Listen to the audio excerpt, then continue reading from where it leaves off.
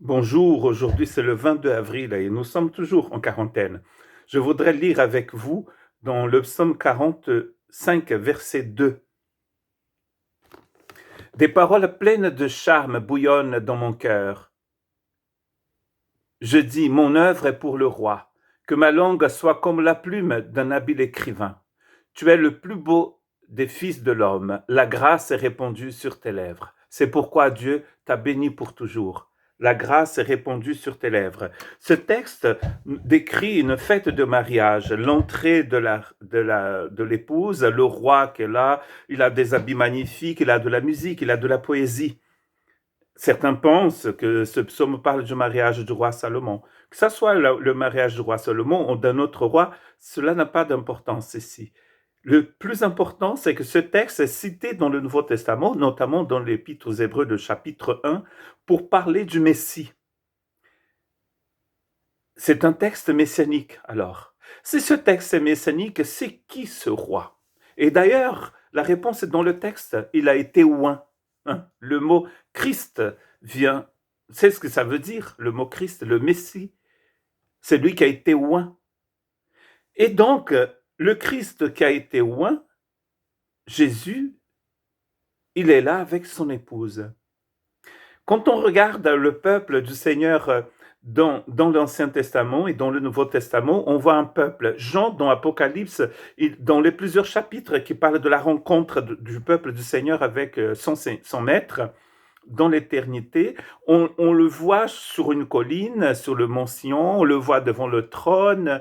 Il dit c'est des gens des grands, des petits, des gens qui parlent toutes sortes de langues, ils viennent de toutes les nations, de tout peuple. Mais dans le chapitre 19, quand il décrit la rencontre de ce peuple avec son Seigneur, il appelle cela les noces de l'agneau.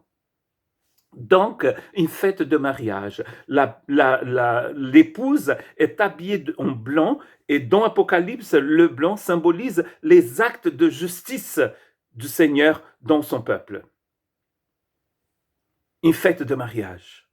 Ce Seigneur qui est là, l'époux, celui qui aime son Église au point de donner sa vie pour elle, quand il parle, de ses lèvres coule la grâce comme du miel. Bio, bien sûr, du Béarn, de chez mon ami Cyril. Beaucoup mieux que ça. Un miel éternel. La grâce coule de ses lèvres. Il aime cette Église. Il aime son peuple. Il aime ses gens au point que quand il veut démontrer cet amour, comme nous dit Éphésiens chapitre 5, il est prêt à donner sa vie pour cette épouse.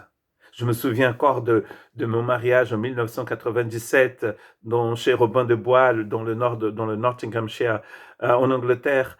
Et cette musique qu'on entend, c'était la musique que j'avais choisie avec ma femme. Donc je savais que la seule personne qui pouvait rentrer là, à ce moment-là, c'était ma femme, ma fiancée. Et quand Susan est rentrée, je voyais cette robe magnifique faite par sa belle-sœur, styliste, et qui flottait, et qui flottait, et qui flottait la beauté. Les gens se lèvent, il a de la musique, il a de la joie. La vie avec le Seigneur, c'est une éternelle fête de mariage. Et des lèvres du Seigneur coule cette grâce comme du miel. Et vous voyez ce Seigneur qui est tellement prêt à se donner pour son épouse qu'il prend sur son dos une croix romaine.